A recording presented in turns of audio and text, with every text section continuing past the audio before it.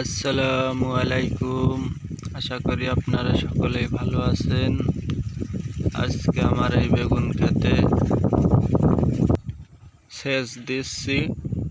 তো মালচিং পেপারে যারা বেগুন চাষ করেছেন কি যারা উদ্যোগ নিয়েছেন যে মালচিং পেপারে বেগুন চাষ করব, তো কিছু নিয়ম আছে আপনাদের দেখাই।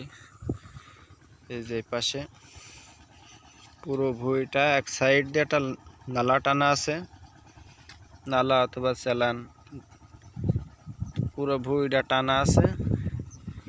এই সাইডে দেখেন পানি এখনো হয়নি, শুকনো ভুঁই। এক সাইডে পানি ছাড়তে ছাড়তে আসছি। তো বেগুন গাছের পানি দেওয়ার নিয়ম হলো, যারা মালচিং পেপারে চাষ করেছেন একটা করে এক সাইড দিয়ে একটা ড্রেনে পানি দিতে হবে। যে কোনো একটা করে ড্রেনে পানি দিতে হবে। একটা ড্রেনে পানি হয়ে গেলে আর একটা ড্রেনে দিতে হবে। যে এই পাশের ড্রেনটায় পানি হয়ে গিয়েছে আর এই সাইডে পানি চলছে, আপনাদের দেখাই। তো এই ড্রেনে পানি হয়ে গেলে আবার এই পাশের এই ড্রেনে ছাড়বো। তো মাটি একেবারে শুইকে ফেলতে গিয়েছে। তো মালচিং পেপারে যারা বেগুন চাষ করেছেন অবশ্যই ড্রেনটা অতিরিক্ত শুকোনোর পরে সেচ দিতে হবে, যেহেতু মালচিংয়ের ভিতরে নরম থাকে। ঘন ঘন সেচ দেওয়া যাবে না, এরকম শুইকে সেচ দিতে হবে। মালচিং